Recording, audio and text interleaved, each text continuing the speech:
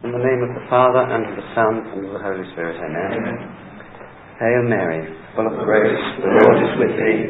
Blessed art thou among women, and blessed is the fruit of thy womb, Jesus. Holy Mary, Mother of God, pray for us sinners now and in the hour of our death. Our Lady, seat of wisdom, pray for us. In the name of the Father, and of the Son, and of the Holy Spirit. Amen.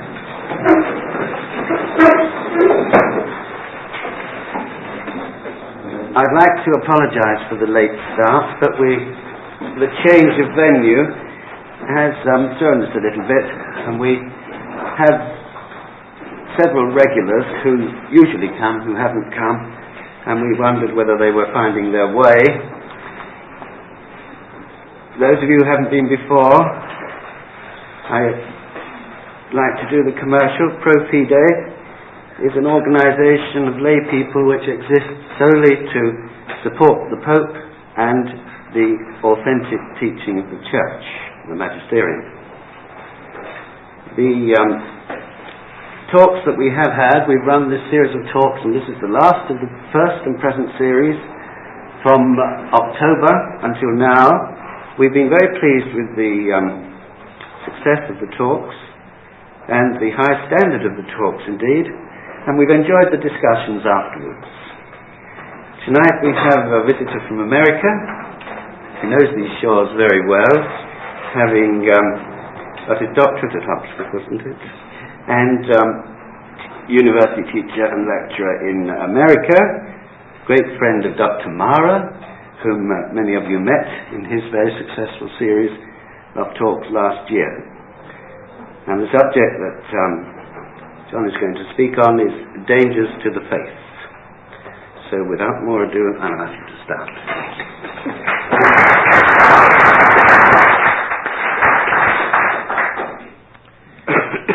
Unfortunately, I've forgotten to bring a watch with me to keep tabs on just how long I'll be going, but I'm sure once I see people leaving the door, I know I've overstayed the welcome. I have noticed from English friends who've come to New York to give talks for similar groups that we have there, a group called the Roman Forum, that it's always good to start with an opening gambit about problems of the differences between English and American English. And I would like to refer to this in two ways. I ask you to bear with me, remembering that only 5 or 6 days ago I was spending my time lecturing not only to students who were speaking our peculiar American brand of English, but a peculiar form of American English, which is that spoken in the borough of Brooklyn in New York City, so that if anything becomes incomprehensible, you should attribute it, first of all, to this. Secondly, of course, there is always the problem of trying to determine how to fit a lecture to national characters. Because there are ways of speaking to Americans that are quite different from speaking to anyone in the United Kingdom. I had a teacher once when I was an undergraduate who used to refer this problem to us by means of a story which some of you perhaps have heard about an elephant, that if you gave the topic of the elephant to different nationalities, they would all deal with it in different ways. So that, for example, a German might write a 7-volume introduction to the elephant with thousands of footnotes laboring the bottom of each page. That perhaps in Britain, at least in years past, someone might have written something about bagging elephants in India. This friend who was an Irishman said that the Irish would have written The Elephant and the Struggle for Irish Independence. and my own professor said that if an American were to write the subject, he would probably label the talk The Decline of the Elephant and 20 Ways to Profit from It. Well, in a way, the reason why I wanted to begin with this mention of the problems of fitting things to national characters, and then also trying to protect myself by alluding to the problems with English that I may have during the talk, is the fact that insofar as I am going to be dealing with this question of dangers to the faith, I'm going to be dealing with it in connection with the problem of national character. Because the dangers to the faith that I will be talking about really can be then reduced to a general danger to the faith that I am almost as a missionary coming to warn you about. And this danger to the faith deals with problems involving my own nation's character. Now, just to start this off, this is a bit of an awkward subject. There are always people who are willing to talk about dangers to the faith arising, for example, in the East, in Eastern Europe, in the Soviet Union. The dangers to the faith there are quite obvious by simply flicking on the television, and at least until news reporters were blocked out of places like Poland, witnessing certain things which might have an effect on the church. We are all of us, of course, aware of general problems in the West as a whole, certainly since the 18th century, which affect the entire climate of opinion and thereby upset those people who would like to promote the faith. But what I'm going to discuss tonight is the particular way in which America as a country, the national character of America as a country, has, I think, more effectively than practically anything else, certainly over the past 30 years, promoted this general Western climate of opinion which has been disastrous to the faith. And by this I do not mean to argue that the United States or that American national character has generally done this purposely, but that there is something which is unfortunately inbred in the United States, which we as Catholics, superseding all national boundaries, ought to know about. This is obviously a bit of an embarrassing subject to talk about. It's embarrassing for two reasons. First of all, because in a way it simply emphasizes a general preoccupation that Americans seem to have with themselves, and thereby may bore you. And secondly, it's always embarrassing to see someone from a given country criticize aspects of life from his own country before people who are not of that country. I can remember being at Oxford and going to a film one time and seeing some advertising shorts before the film, this one in particular about buildings. There were buildings which were being put up just outside of Oxford somewhere, and the announcer was describing how well they were built. And the audience, to a man, was shouting, "Can't be British! They can't be British!" And those of us who were not British were shrinking in our seats, embarrassed by this. So that it is in a way more embarrassing to deal with this subject, not for me, in criticizing it, but in a way it may be embarrassing for you to hear someone criticizing his own country to the degree that I will be doing. Now, I will console myself with this by indicating along the way that there is a distinction between certain aspects of America that I will be criticizing and those which ought not to be criticized, but which, alas, I do not have the time this evening to deal with. The reason why I want to go through this, again, is because the power that the American branch of the Catholic Church has gained in the world since 1945 is enormous. And it has affected the way in which things have developed to the detriment, many of us think, of the Church over the past 20 years or so. It has affected this very, very badly. There was a book that was written some time ago called, I believe, The Rhine Flows into the Tiber, discussion of German various intellectual influences on problems in the Church over the last 20 years, where you could almost label this as, well, the Potomac or the Hudson, and then go on and discuss a thesis such as I'm going to be doing this evening. There are three things that I want to talk about in developing this. The first of them is simply going to be to give to you a sense of what I mean by this national character of America. And I'm going to have to spend a little bit of time developing this, even though it does not directly deal with ecclesiastical matters, in order that I can move on to the second point, which is the actual heresy of Americanism, which was a phenomenon which developed and was labeled and supposedly, although not in actual fact, dealt with in the 1890s. And then thirdly, bring it down to a level where it will become clear why it's important for us as Catholics all over the world, so that we can discuss the effects of this national character of America, which has then permeated this heresy of Americanism, and which has, as a result, affected Catholicism in the rest of the world. So these 3 points then: a character of America, Americanism as a heresy, and the effect of this on the rest of the world, are what I'm going to be discussing this evening. As far as this sense of America is concerned, this national character of America, the one thing that I'm absolutely certain that I don't have to discuss to all of you is the fact that America is a hodgepodge. It is just one giant mixture of an inordinate number of different groups of people, different groups racially, ethnically, in terms of religion, in terms of behavior, in terms of anything that you might want to describe.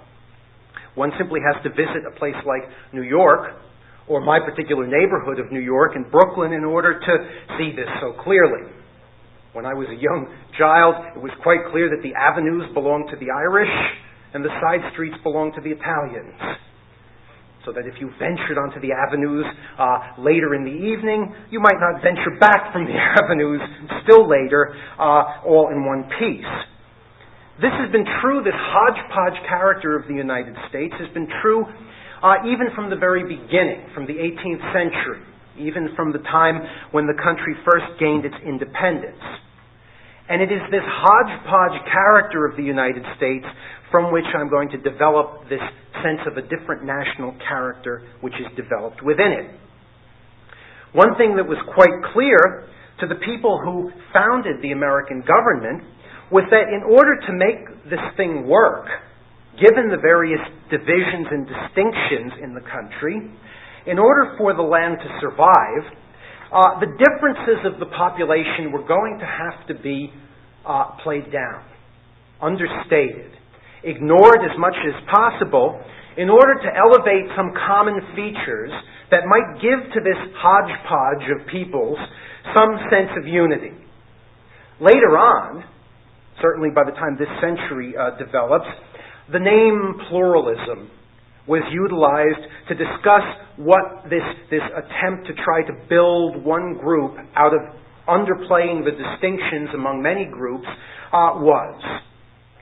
Now, what has happened in the United States and developed American character in order to deal with this wide variety of groups, one of the most important things that has happened is that Americans, as such, have become extremely indifferent to ideas as such. The idea of taking seriously some point which can be stated in a conceptual way, taking it so seriously that one would build his life around it, taking it so seriously that one then dies for it, is something which cannot really be played upon by the American nation as such if the thing is to survive. Because once this is played upon, and all of these various distinctive groups take ideas seriously, they find out how much they hate one another, and as a result have nothing in common.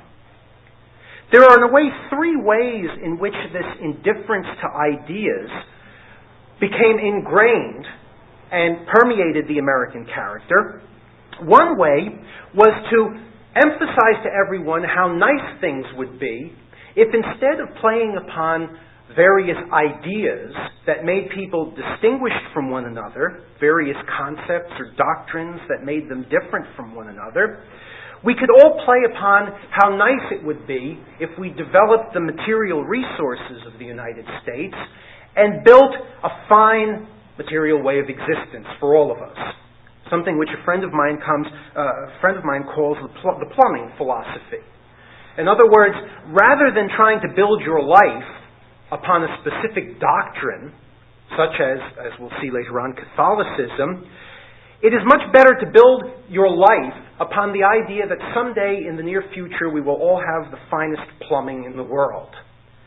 Because there is nothing that can divide Asians, Africans, people of European extraction, northern and southern Italians, northern and southern Irish, Alsatians and the rest of France, Provençal from Brittany.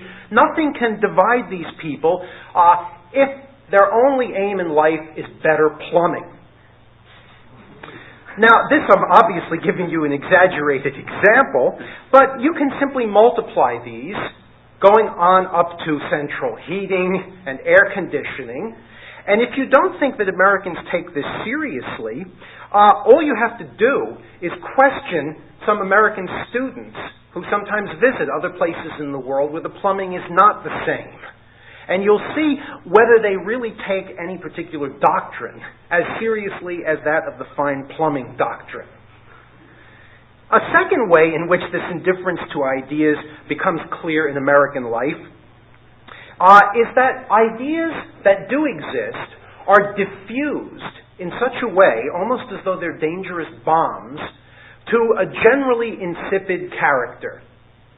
In other words, those people who cannot be won over by the fine plumbing philosophy can be still tolerated if the various ideas that they hold can be subjected to a kind of police bomb squad which will pour sufficient corrosive elements on them to mush them down to one insipid common mass. So that ideas which perhaps in France would lead to the people holding them shooting one another can be so reduced that everyone can smile at one another, shake one another's hands, and say, well, look, we all agree on this common porridge mass in the middle, so why worry about the extremes? Why worry about the extremes at all? I'll give you several examples of this in a minute. Finally, you can build an ideology out of pluralism itself. In other words, you can say, it's a very fine thing that America allows all ideas of all different groups to be expressed and discussed. It's a very fine idea, but don't take any of the ideas themselves seriously. In other words, the only idea that you ought to take seriously is the idea that all ideas can be expressed. But the substance of each individual idea is of no significance. This way, any group of 1,000 people can all come together and applaud themselves for holding different ideas, none of which are ever expressed, except the common idea that they all hold different ideas. Now, this is, by the way, not these insights are not my own. Many of them are taken from, for example, the French writer Alexis de Tocqueville, who visited the United States in the 1830s and already noticed this. In fact, Alexis de Tocqueville said, in the United States, he said, there are thousands upon thousands of individuals, all of whom are constantly patting themselves on the back for being individuals, but all of whom express their individuality by doing exactly the same thing. So that de Tocqueville called the United States, said that the United States was characterized by tumultuous monotony. Everything was in a tumult, but it was always leading to a monotonous result. Let me give you a few examples of this before I move on. Let me take some offensive examples. The problem, say, for example, with homosexuality at the present day. In New York, this is a terrible problem. There are estimates of perhaps being about 800,000 evangelical homosexuals in New York. Now, in this case, again, the problem is not that a particular person has a given problem. The problem is the idea of having a movement which spreads its ideas as a kind of gospel. Well, what happens with this? Well, first of all, the fine plumbing philosophy gets hold of it and sees how money can be made out of this movement. So that if there is anything which comes out of this particular movement for tolerating in a public way this particular problem, if there's anything in this that can be used to make money, and to improve the living standards of the people in the area, then the fine plumbing philosophy will say it must be allowed. So that if 800,000 people come pouring into New York City and will bring their money into New York City and their buying power into New York City, then obviously it must be permitted. It must be permitted. And those who accept the fine plumbing philosophy have no argument against this. Or what can be done is you can take the extremities of the idea and then try to diffuse it in such a way as to bring it down to an acceptable place in the minds of the rest of the population. Mind you, the rest of the population has to give a little as well, but this works in certain fashions.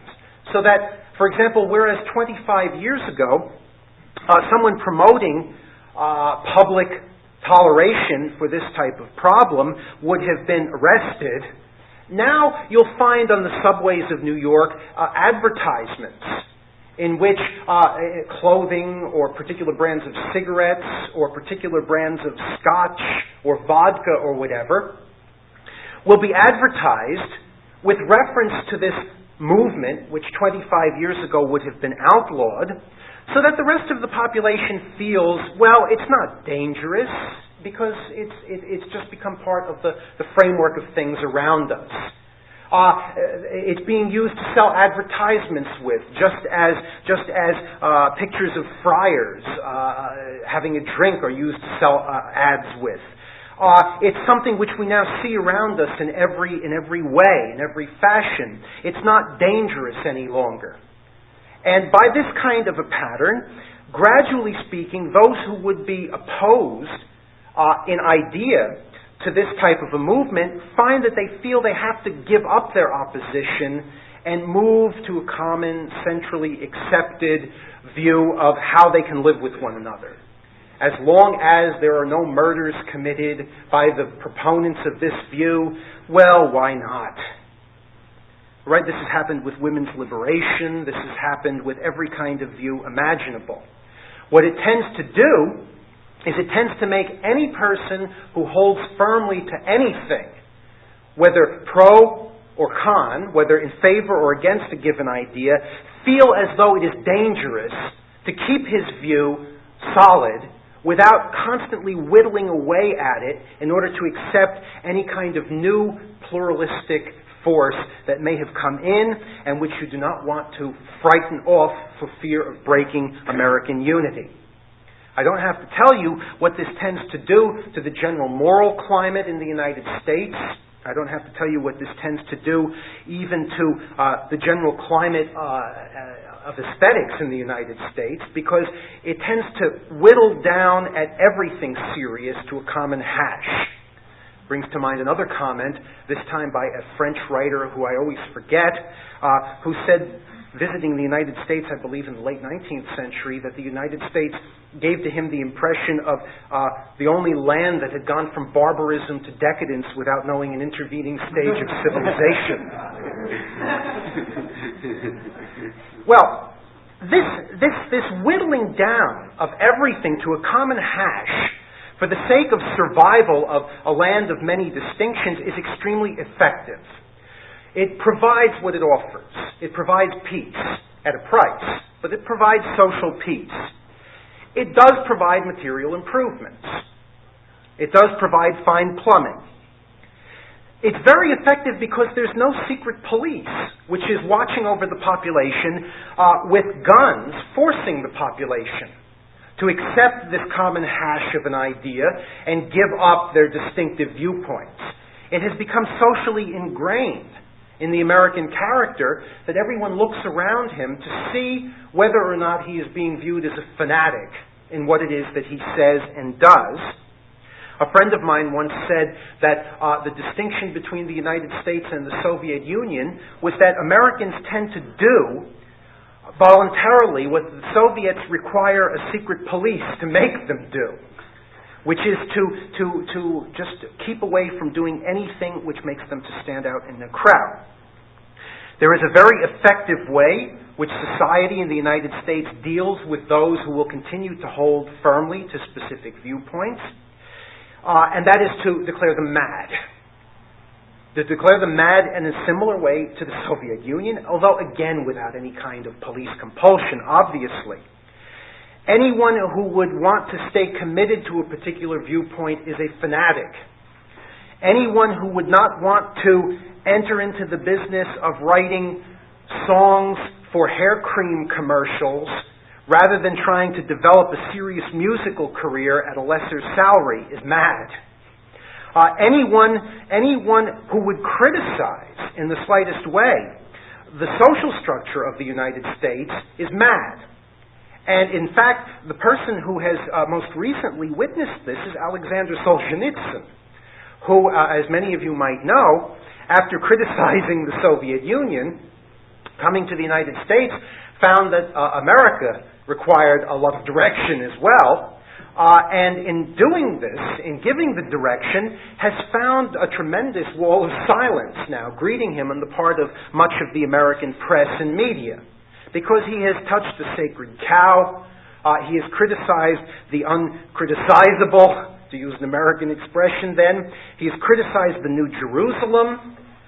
He has taken the perfect system and tarnished it somewhat.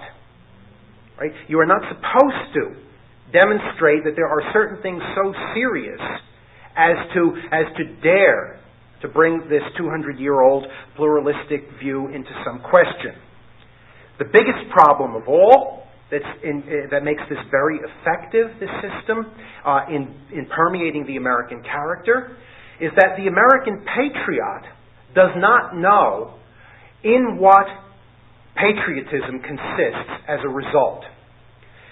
The American patriot does not know whether to be loyal to his country means to be loyal to his land, to the people, to the borders of the country, or whether it means being loyal to this doctrine of pluralism, which insists that every kind of view can be propagated publicly with social peace and without any kind of detriment to the world as a whole.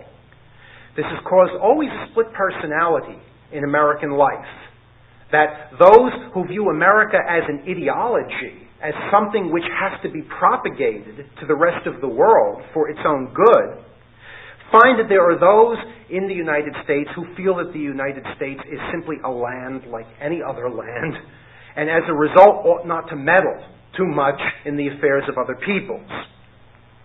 That brings me, therefore, to the end of this first point, this question of an American national character. The general gist of what it is that I was trying to say in this was that America and Americans tend to view ideas as being insignificant, and that those who do view ideas as being significant are mad in some way. All right? And that the only idea which can be propagated is, again, this rather hard-to-phrase concept that I mentioned earlier, the view that all ideas are equally good. Indifference, to use terms from the Church of the 19th century. All right, now there was opposition to this in the United States. There was opposition to this common hash view. The Southern aristocrats were one force that could not be reduced very easily because of this unfortunate problem with slavery. That disappeared. Literary people in the United States could not find a way to deal with this problem. Many of you may recognize that American literary figures tend to leave the country very readily. In fact, poets and writers are constantly streaming over to Britain in order to find some kind of solace. In fact, if any of you can find me a position, I would be tempted. Perhaps I should not say this, but that's for other reasons anyway. And then finally, to bring us to the point which is of concern to the people here, the Catholic Church has grave difficulties accepting this view, that all ideas can be reduced to a simple common hash. This brings us to the second point, the specific heresy of Americanism. This heresy of Americanism was a problem which developed in the 1890s, which became notorious as a result of, as one might expect, French visitors who, coming to the United States, then reported on things that were being said here in France, thereby bringing certain problems in the church in the United States to the attention of Rome, so that by the end of the 1890s, Pope Leo XIII felt obliged to send an encyclical letter to the Cardinal of Baltimore called Testem Benevolentiae. Right? Well, I'm not going to go into great detail on this, except to tell you what the gist of this battle over the Americanist heresy was. It was generally a duel over the question of the national church. In other words, Rome, in practically every circumstance, has always tried to develop a national hierarchy. It has always tried, for example, in Africa, to get African clergy, African bishops. And in the United States, Rome presumed it would be the same thing. That being a separate country, the United States ought to have a separate church with a separate hierarchy, to have a national church, obviously, underneath the guidance of Rome. The problem, however, of the different ethnic groups coming into the United States caused difficulties. The Germans, in particularly, were very upset. Because the Germans who came to the United States organized, as again one might expect, they organized their departure to the United States extremely well. They were in an extremely well-developed social class.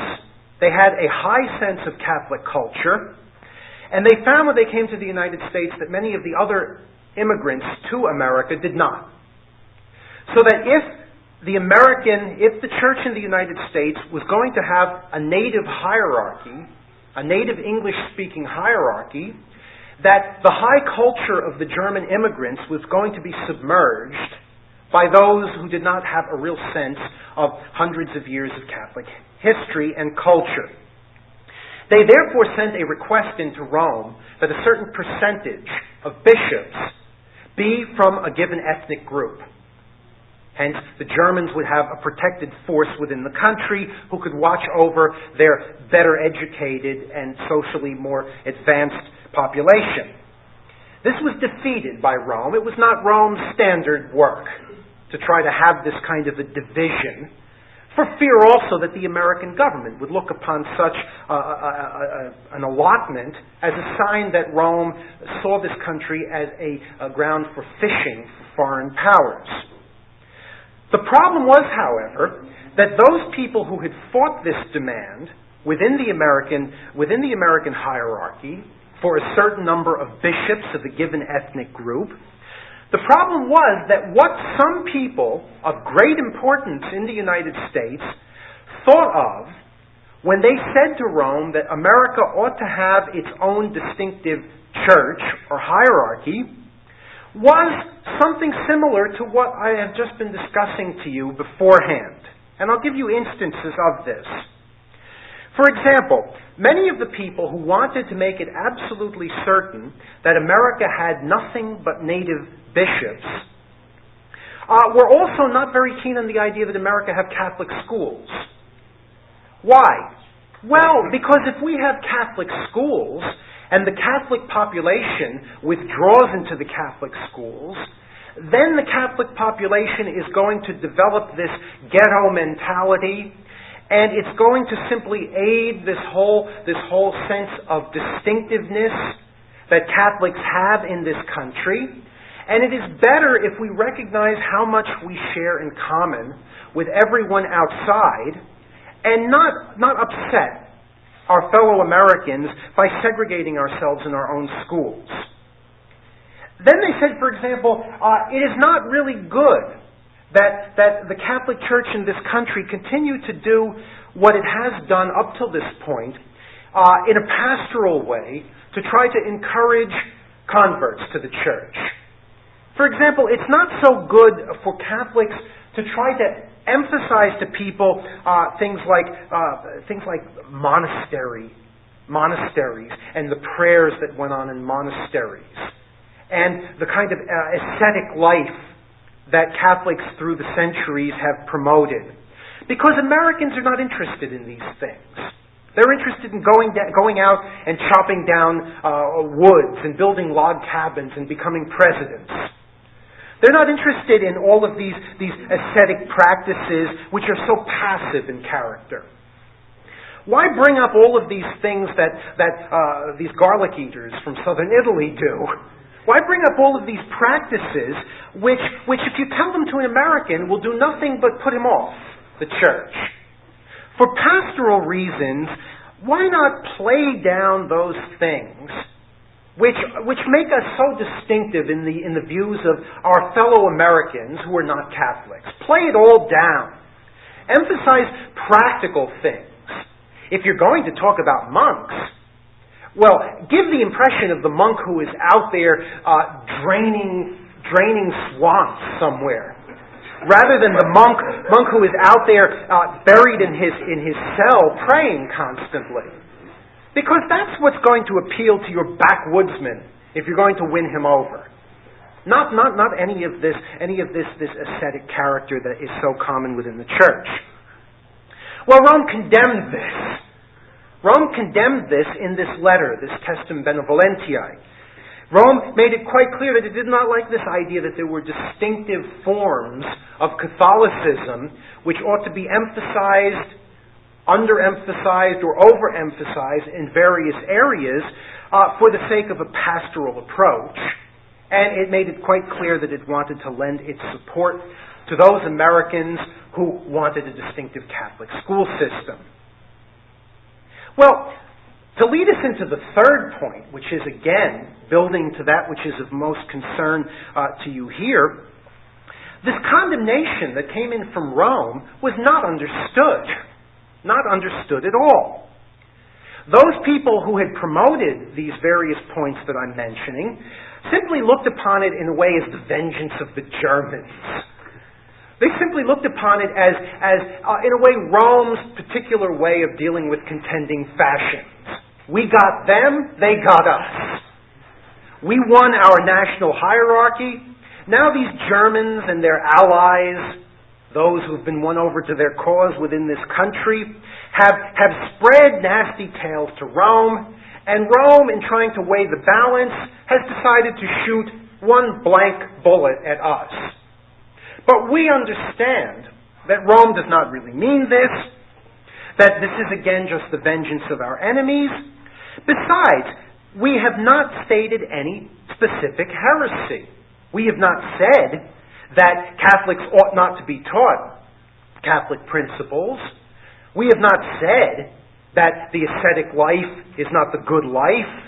We have not said that confession is not something that a Catholic does not have to do. We've simply said, in a pastoral fashion, let's not bring these points out until we've got them. Right? That's all we've said. So that it was not understood at all.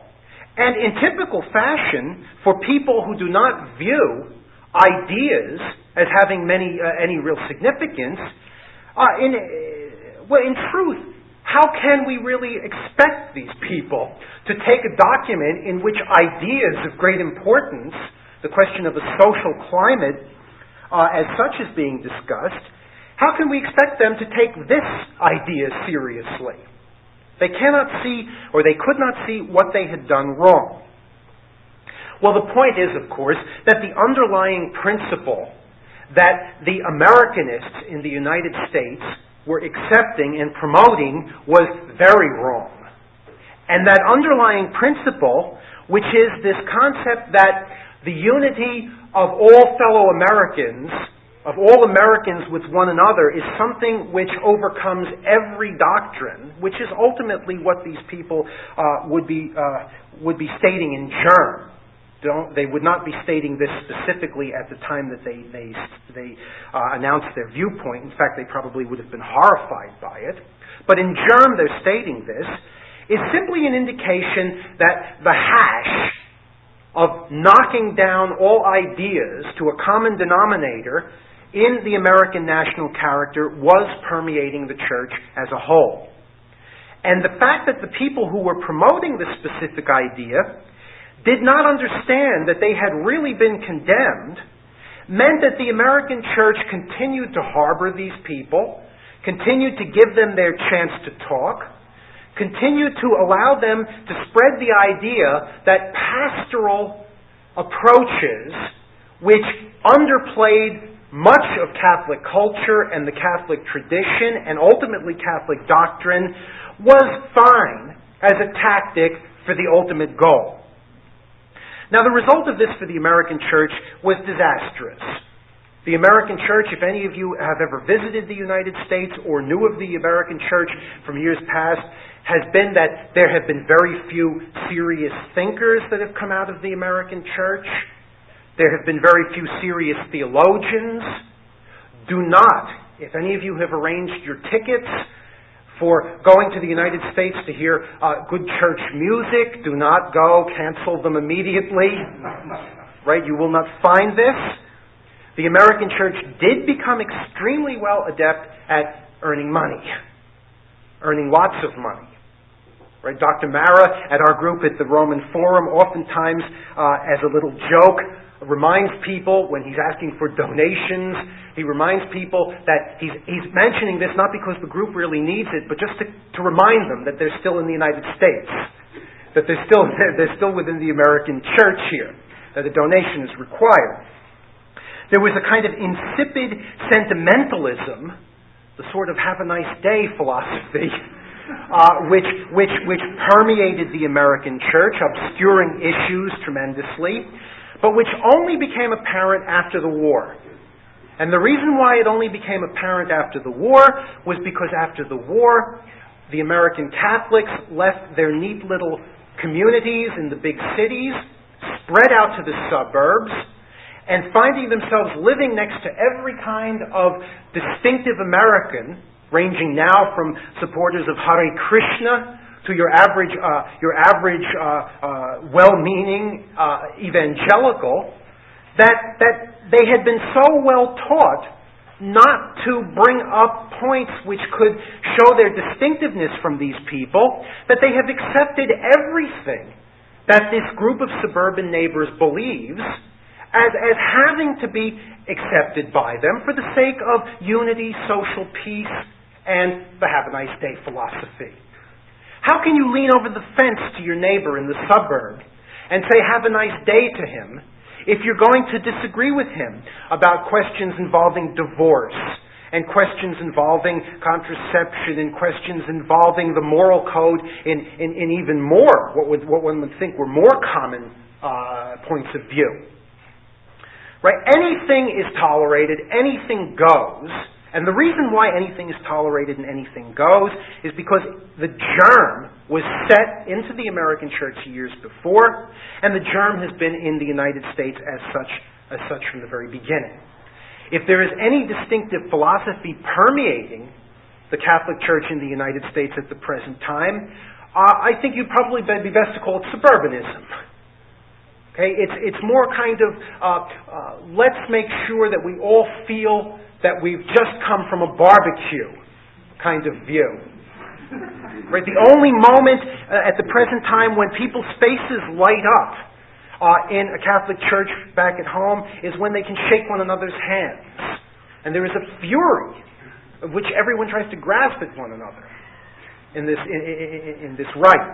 All right, I've even myself come across a case in which the peculiar American fascination for material things has entered into the Catholic mentality so much so that in order to symbolize renewal after Ascension Day and then Pentecost, a priest in a parish somewhere, I don't know where it was now, but I remember reading this in a Catholic magazine at the time, drove a Volkswagen up to the altar, a new Volkswagen.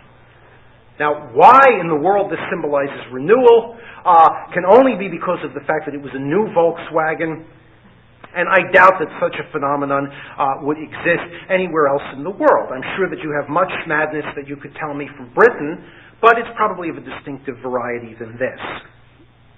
That brings me to the final point, the third point, and the reason why I feel it's so important that an American come to tell you this, because this whole development of American character and Americanism is everywhere now. It has had an effect on the rest of the world. As I mentioned when I started this talk, the American church is very powerful. It is very powerful because of its size to start off with. At least in number, the size is very large, even if perhaps the number of practicing Catholics is not quite what the almanac would indicate. It is very powerful because of the devastation of European morale after the end of the Second World War. I'll give you an instance of this. At a university I went to once, I heard a lecture by a man from Germany. And this German, who was about 60, was so upset that Germany fell prey to the Nazis that he refused, point blank, to give his support to any ideas whatsoever that were firm and solid from that time period. In other words, because the Nazis had convinced ideas, don't get involved with any convinced ideas. So that he had come now to his spiritual homeland, the United States, where he could find a whole character of life that would fit this kind of a view. Also, this doctrine of pluralism that had developed in the United States has been spread throughout the church as a whole. Many of you may know the name of this figure, John Courtney Murray, who was a philosopher, a theologian in the United States, who had a great influence on many of the Council Fathers at Vatican II. A fine man, from everything I gather from those people who knew him, but again, whom I think was probably a little bit too unaware of the problems that can develop from this doctrine of pluralism. There's also the idea of the fascination that developed on the continent with everything that came from America at the end of the Second World War. Again, I remember seeing a film once in Italy, which was done in about 1947-48, in which some Italian film writer was satirizing this. He had an entire audience in a cinema sitting watching an awful Western. And all of them, synchronized, were blowing bubbles. They were all blowing bubble gum. And it was just ebbing and flowing, the bubble gum, and then cracking all at the same time as the narrator was discussing this whole phenomenon. And in a way, it was true. I can see this in many places still. Also, of course, America seemed to be the only answer to the problem from the East. What do you do with the Russians if the Americans are not there? Right? This seemed to be important, and as a consequence gave an impetus to all ideas, or pseudo-ideas, or hash ideas, or whatever we can call them, coming from my own country. What is the result, then, of all of this? Now, it's taken me a long time to get to these points here, and I hope that you've borne with me in listening to what may have seemed to be a lecture in American history rather than something that pro fide might be interested in. The point is that everywhere where this view has spread, and it has literally spread everywhere, I've even seen instances of it in Prague when I visited Czechoslovakia one time in '76. Everywhere where this view is spread, where people do take ideas seriously, where people do take concepts seriously, the only people who have backed down, it seems, have been the Catholics. Everywhere where there has been a country where maybe 5 or 6 different contending views have fought for supremacy, it seems as though the penetration of this American view has struck the church the worst, and that the Catholics have given up the fight. So that in countries of strong belief, American pluralism has had the effect of making non-Catholics victorious. Where there are countries which are susceptible to this view of not taking ideas seriously, or countries which were perhaps temporarily impressed with the idea of air conditioners and fine plumbing and plastic things of all varieties, it has simply created a general malaise in which nothing has any taste any longer. No idea has any taste any longer. Walking down the street has no taste any longer. Giving a lecture has no taste any longer. Writing a book has no taste any longer. Because everything is just going to go into the giant coffee grinding machine to come up as the same pap. Just a general malaise. Where does it lead? Well, again, to come to the general title of the lecture tonight, it leads to the most destructive attack on the faith possible. It leads to the most destructive attack on the idea that any truth is possible. It leads to this destructive view that nothing is of such a significance as to really be able to die for, because why? When we can all just give it up and go sit in our nice air-conditioned apartment on a warm summer's day and sip plastic cups with substitute drinks instead. Why? Why die for an idea? Why die for anything at all? Right? Behind this American character, which has permeated this Americanist view, which has affected the church as a whole, behind all of this stands a grave danger, aside from that to the Catholic faith, the grave danger to the entire development of Western civilization, even before Christianity affected our lives and the lives of our ancestors. The whole movement of Western civilization from the time of the ancient Near East and the Greeks, away from this view of the world as having no significance or meaning, to being made sense of. Behind this American hash lies all of the Gnostic problems, lies all of the Eastern religions with their views of gods that did not create the world, lies all of this unfortunate pre-Hebraic notion, which has never, of course, died in much of the world, that the world has no purpose or sense or meaning. Someday, and it has already happened in places in Europe, it most certainly is happening in Britain, and will probably continue to happen on a greater level. And I would venture to say someday it will even start to happen in the United States. As such, someday the Americans and the American church and the church as a whole is going to recognize what has been done. And when they recognize what has been done, and all of the material benefits are seen for what they are, as temporary expedients, and certain issues come up, such as perhaps the abortion issue, where it becomes clear that there are things which we have to fight for strongly and cannot be treated as in such a lackadaisical fashion as perhaps the kind of hymns that you sing at church. Someday then what is going to happen is that we're going to realize that we have pulled the props out from underneath everything. And once we understand that we've pulled the props out from underneath everything, we're going to have to see that the only way to get back on an even course is to hold firmly to something once more.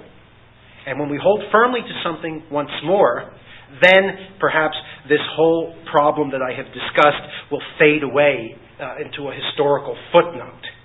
Well, thank you.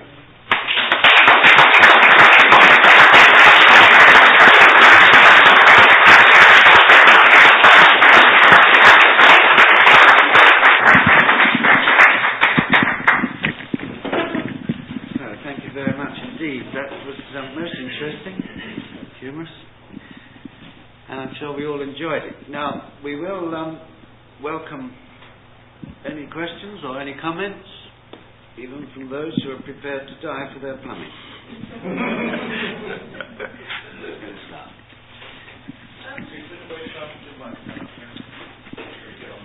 I just wanted to ask if you saw any sort of signs of hope in the United States at the moment, because I have noticed that many of the better books on Our Lady and much of the Marian movement which is going on now is coming from America.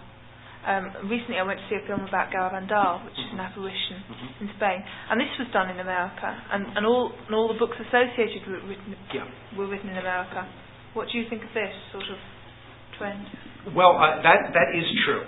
It is true that there are a lot of good things which are being done, and it's true that there are a lot of a lot of groups which are being formed.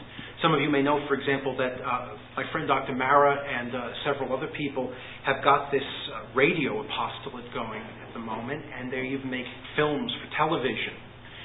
The problem is that the groups that do this are often castigated as lunatics, right? As lunatics, they will be castigated as lunatics not just by in fact, they will be least likely to be castigated as lunatics by non-Catholics. They tend to be castigated as lunatics by parish priests, members of the hierarchy, and academics. Academics as such. I'll see if I can give you an example. Yes, I can remember, well, for example, the first time I tried to get involved with this type of an organization, I remember going to a priest that I knew who was a good priest. It's not a reflection on him as a priest as such. He's a very fine priest.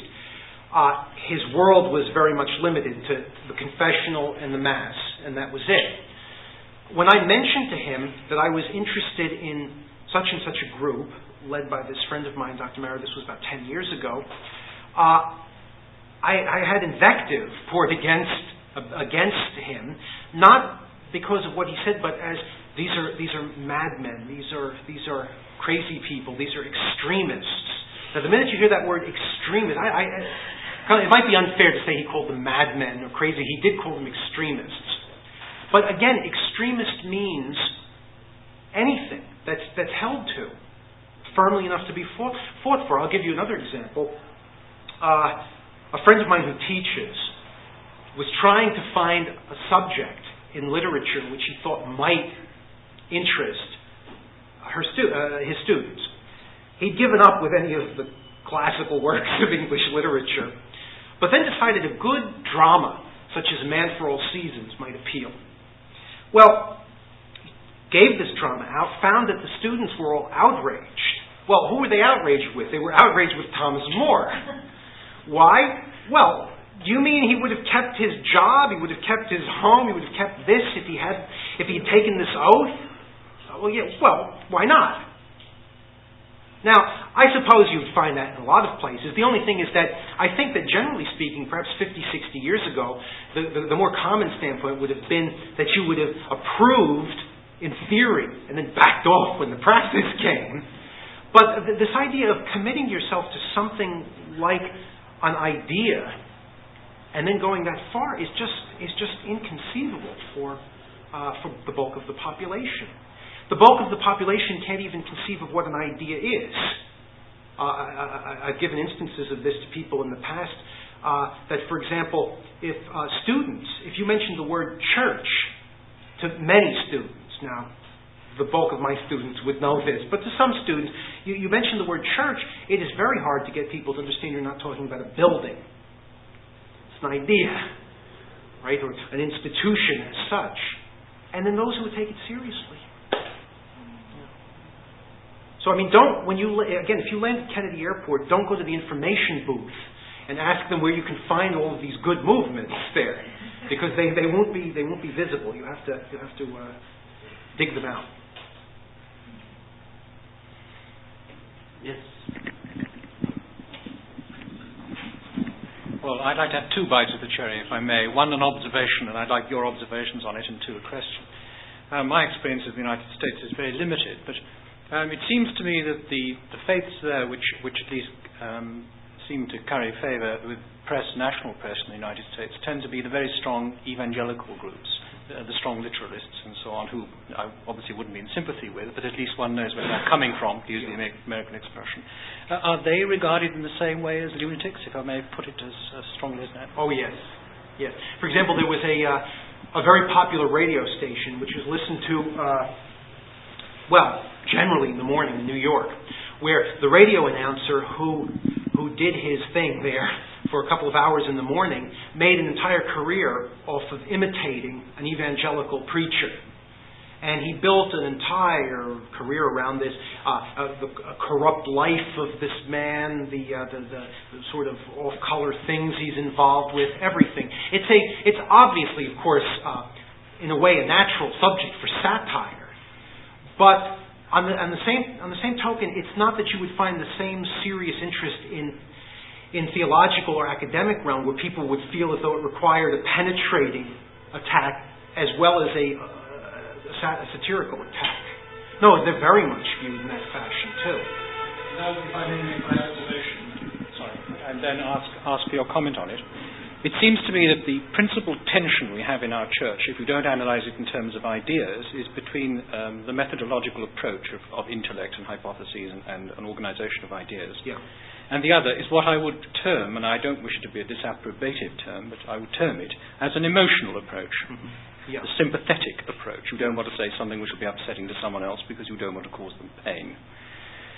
And I'm wondering whether you see the tension in the church in the United States in the same way. Is there a tension, as it were, between the ecumenical force of emotion, if I may put it like that, yeah. and the predictive and consistent force of principle? Yeah. First of all, there's almost no effort to convert people in the United States. There's very little effort to really talk with say, non-Catholic denominations in such a way as to find out what the distinctions are, and then perhaps let's say they could be overcome, then to overcome them. So that there isn't any problem that you're saying, how shall we bring the problem in front of them, worrying about their feelings or worrying about techniques, because the problem is just not brought in front of them. You don't really discuss the issue. It's simply from the very beginning assumed that we are all one. And as a consequence, we don't have to bring all of these points out. Now, on the other hand, the one thing that has been very, very encouraging as a result of all of this is that those serious Protestant denominations who take things seriously, I think more now than ever, are in serious ecumenical discussions, but they are not in serious ecumenical discussions with the official powers that be. They're more in official ecumenical discussions with people like my friend Dr. Mara at home. Because let's say, for example, you have an issue like abortion. There is a lot of common ground